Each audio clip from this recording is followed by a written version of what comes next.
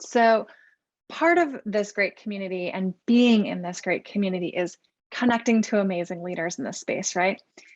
And part of it is to learn about resources. And so we're just bringing the best of all these worlds together. And we're having Lisa come today and chat about the power of the collective. And so I'm not even going to keep talking. I'm just going to hand it straight over to Lisa. She's incredible. Lisa, please take it away. Thank you, Cassie. Hi, everybody. So glad to be speaking to you today here. I don't even want to count how many SANS conferences this is to me. But I'm Lisa Plaggemier. I'm the Interim Executive Director of the National Cybersecurity Alliance. And if you'll indulge me, I'm going to start with a little story today.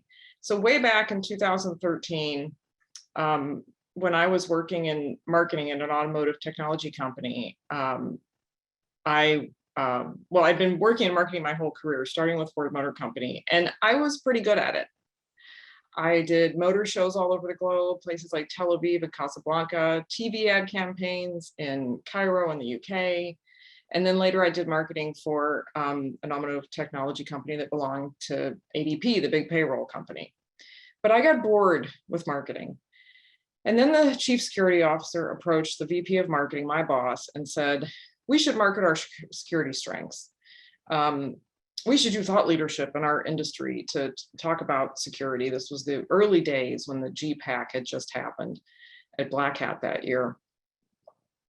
And so I started working with a security team on marketing projects. In 2014, we were spun off from that corporate parent, ADP, and my work with the security team turned into a full-time security role.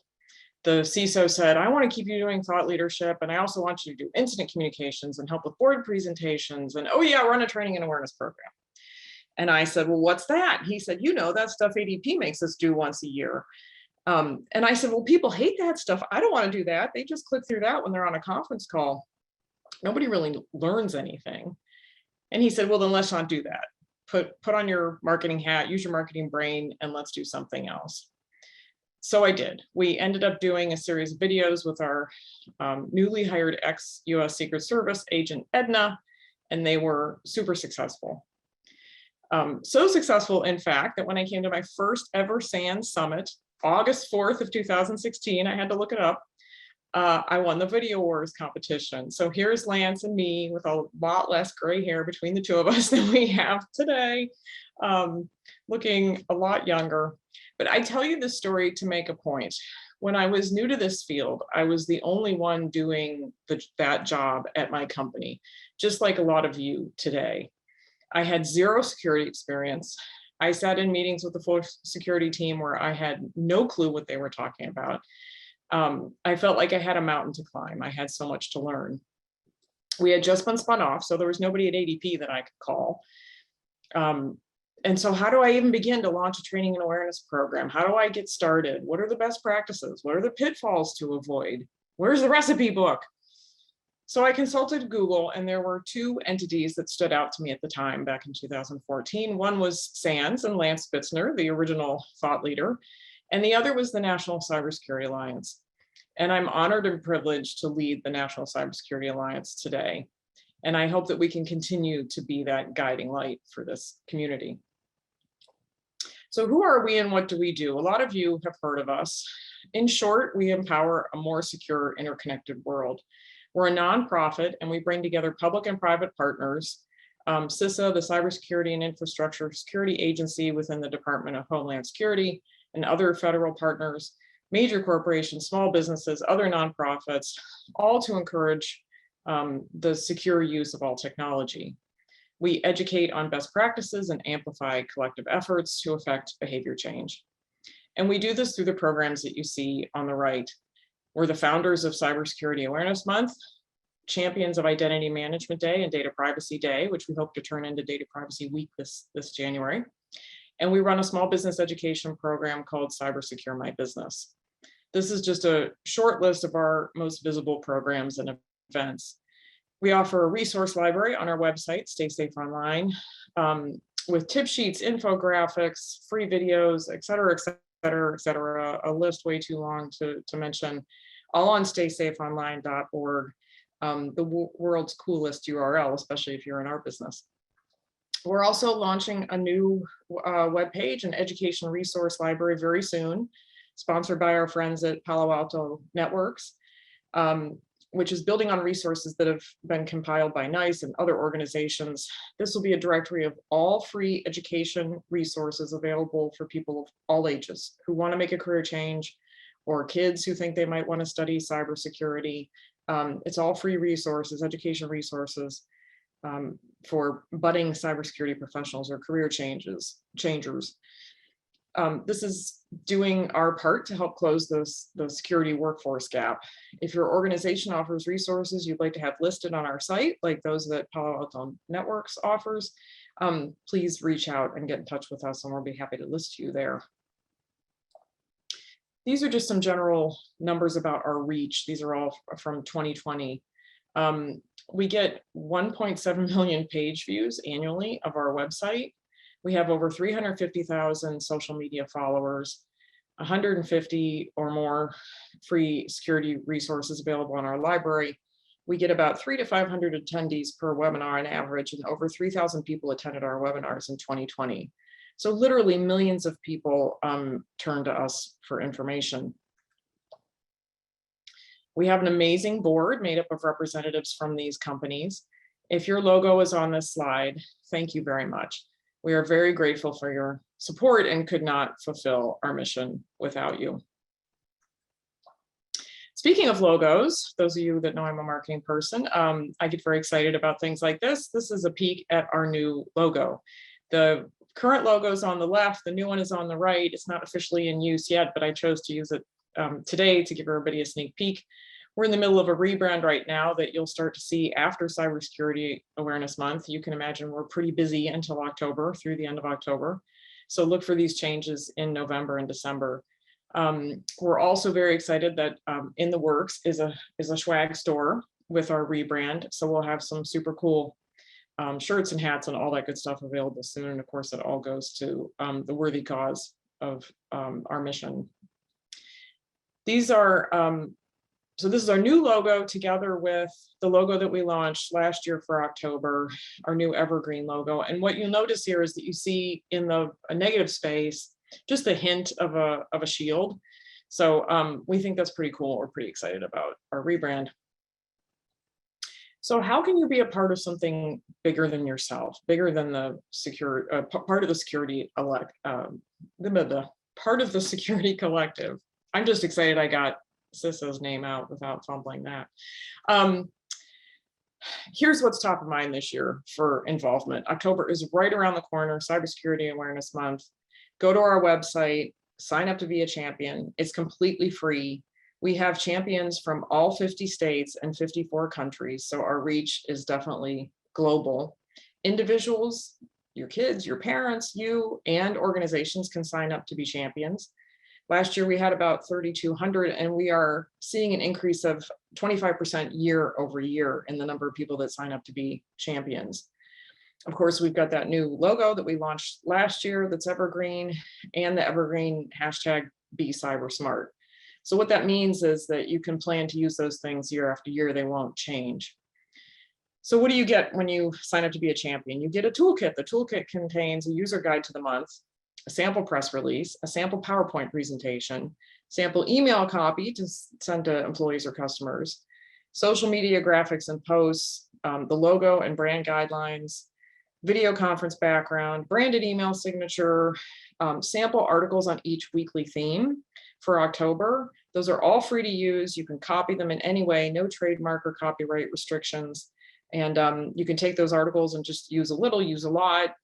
They're there to make your life easier and to make it easier for you to do more for Cybersecurity Awareness Month. We're also open to ideas. If there's more you'd like to see in the kit in the future, let us know. You can reach us at info@staysafeonline.org. We joke internally that we're DHS's marketing department, so think of us as the Department of Homeland Security's marketing department, and we're here to help. If you would like to request that we speak at any of your events in October, I know a lot of you have already reached out. You're planning Cybersecurity Awareness Month activities. There's a speaker request form on our site, or you can email again info@staysafeonline.org. So a little bit more about the logo that was new last year and our new tone of voice document that goes with it, and brand standards. You will notice that we dropped the word national last year. It's not National Cybersecurity Awareness Month anymore. It's just Cybersecurity Awareness Month. And this came from board members that are international, that celebrate the month internationally. And we do have so many partners around the globe that we thought it was kind of a no-brainer to drop the national. We now, with the rebrand, will be fully committed to using cybersecurity as one word. You wouldn't believe how much you can debate that, whether it's 2 words or 1. But it's now one word when we talk about October, and it's also going to be one word when we talk about our organization name. We're also not using any acronyms. I find that they can be really alienating if you don't know what they stand for. They immediately make you feel like you're an outsider, and we want to be very inclusive. One big exception to using acronyms is the federal government. They love their acronyms. So some federal programs, you might still see those. We also found that acronyms like CSAM, CSAM for Cybersecurity Awareness Month stand for a lot of other things. So when somebody Googles that, they're not necessarily going to find what we want them to find. So in general, we won't be using them any longer, and we encourage everybody else to spell out Cybersecurity Awareness Month as well. 95% of our champions use our materials. And these particular documents, the graphic standards manual and the tone of voice document, are meant to be shared with your communications and marketing teams beyond just use for your internal security awareness programs. We are seeing more and more companies, starting especially with our board members, use this messaging publicly. And that's really important to us. That's a huge goal that we have. So not just in your internal training awareness, but your external communications and marketing. So please go to our website to become a champion. All the materials you need, information on the weekly themes, everything's there. There's also a recorded webinar on YouTube. If you go to YouTube and search on Stay Safe Online for our channel, you'll see plenty of videos available, along with a recording of a recent webinar, How to Get Involved in Cybersecurity Awareness Month. So a little bit more about that tone of voice document that's included on the website as a download. When we all communicate about security awareness using consistent language and tone, especially for October, that magnifies our impact. That's the power of our collective voice. So in that document, we outlined 4 tenets: impact, empowerment, collaboration, and simplicity. And you'll notice that FUD and fear in general are nowhere on that list. So let's talk about impact. The impact that cybercrime has on companies and societies is obviously a very real one. But when writing about these potential threats, we can make the point that it's a matter that should be taken seriously, but it's far from being hopeless. So here's an example taken from that guide. CEOs from around the world have claimed that cybercrime is the #1 risk that will affect companies in the future, but there are proven techniques to prevent it. So talking about that impact, but not talking about it in a way that uses fear, I think is more impactful. Empowerment. So raising awareness and educating people inspires confidence, and that should ease anxiety about security issues, not increase it. The result of the messaging should leave people feeling good and informed about the simple practices to keep their info safe. So again, not using fear, promoting practical and empowering steps that people can take is generally more effective. Collaboration, everybody needs to do their part. So just like the COVID vaccine, everyone plays a role in protecting society. The collective actions of individuals and organizations exponentially amplify our effectiveness. So create content that fosters the notion that doing it together is the best way to keep everyone protected. And finally, simplicity. Anything that's difficult to understand or hard to read is usually forgotten or not even read at all. People don't get past the headline. It's very easy for our content to get too wordy or too complicated. And I would encourage you to keep things simple to make your message easier to digest and understand. Stay away from technical jargon, and don't be afraid to add some personality to your communications. Those are just Lisa's general communication tips for the day. When we all band together as a collective, we have a greater impact. There is absolutely power in numbers. One of our goals for the National Cybersecurity Alliance is for us to push more into the consumer space, which I've talked about a little bit. If we want to change behavior, leveraging the power of consistency in our messaging will help it stick. That means all saying the same things the same way, particularly in October, like using the logo, using the hashtag. I like to compare it to Susan G. Komen and Breast Cancer Awareness Month, right? You see that pink ribbon show up everywhere. Help us take Cybersecurity Awareness Month to the world and go beyond what we do with our organizations internally. A little bit about our reach. This was the combined reach of all of our champions in 2020, over 100 million people. And we're on a trajectory to grow our reach, especially with the focus more on the end consumer and the individual and realizing individual behavior change. So here's a look at Cybersecurity Awareness Month last year. This is our some figures from our traditional media from publications like the Washington Post and Forbes and the American TV network ABC. 8,400 unique articles published with a global reach of over 3.1 billion. Of those articles, 1,300 referenced our hashtag, resulting in 487 million global views. So leveraging this, the hashtag and the logo and the messaging guidelines amplifies not just us, it amplifies what you're doing as well. That's what it means to be part of a collective. This is some data from our website from last October. We are seeing huge engagement increases over previous years. And we also see spikes in engagement. This really interests me and really excites me. We will get more social followers and website visitors anytime a major story hits the mainstream media, like the Colonial Pipeline story. So clearly people are turning to us for plain spoken information about cybersecurity, and we want to do that even more. Our hashtag, Be Cybersmart, we had 77,000 tweets in 2020 for a total of 725 million impressions. So join us, sign up to be a champion, and get on board this October. These are some social posts from some of our champions last year with the number of followers you see there in pink from each one of these organizations. These are some super impressive numbers. If you can't get your marketing departments to do anything else publicly with Cybersecurity Awareness Month on your external communications, often the easiest place to start is social media. And I'll give you a little insider tip. Those social media managers are hungry for content in most organizations. So unlike your public website, where real estate is really valuable and changes to that website might be less frequent, and you might have to beg to put the Cybersecurity Awareness Month logo on your homepage, social media is a beast you have to feed every day, multiple times a day. So your social media manager might just love you for bringing him or her so much new content to use during the month of October. And on the topic of social media content, here's an example from one of our recent social media campaigns that we produced when I was still at Media Pro, which is now a part of KnowBe4. It's a series that really evokes empathy for our aging parents and their struggles with technology. It's called Mom, Don't Click That. Started with a story that happened to my mom. She was a victim of a support scam, but it could be with moms, dads, kids, it really doesn't matter. These are available on our YouTube channel as well. And this is just a screenshot from an episode that we filmed with our previous executive director, Calvin Coleman, and his dad, who was the victim of a Facebook account takeover.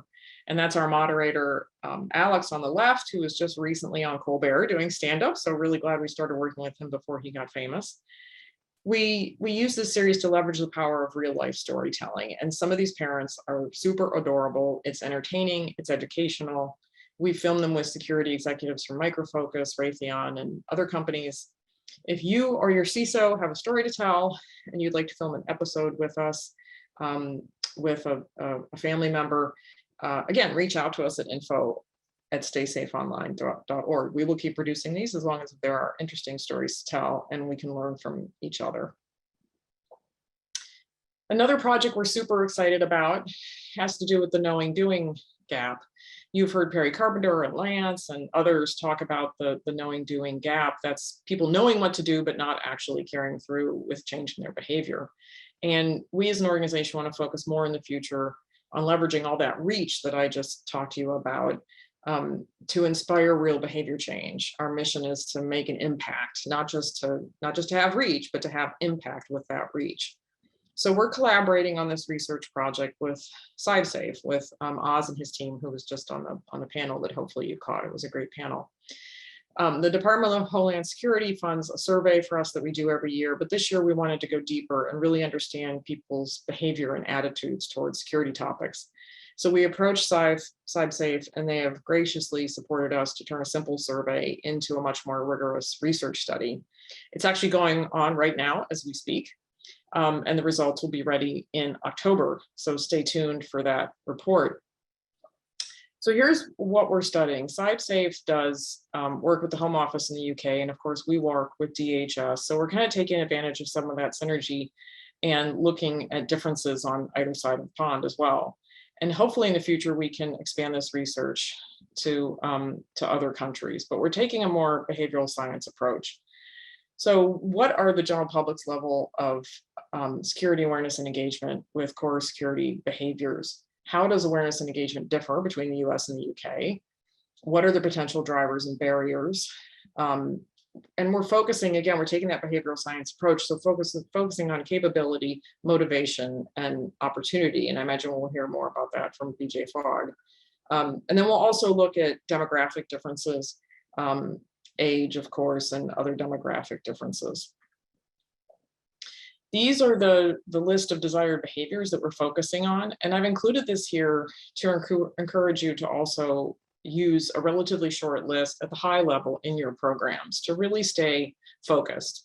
A lot of you have probably heard me say before, you don't have to feed them lunch, you just have to make them hungry. So when we push too much information at once, oftentimes people push back instead of pulling more information. So there might be further advice, obviously, that rolls up to these items, but staying targeted and focused, I think, can make us more effective. You always have the opportunity to tell people more, but less is more often to get engagement. Remember how short people's attention spans are. So anyway, look for the results of this research in October. We would love for you to get involved.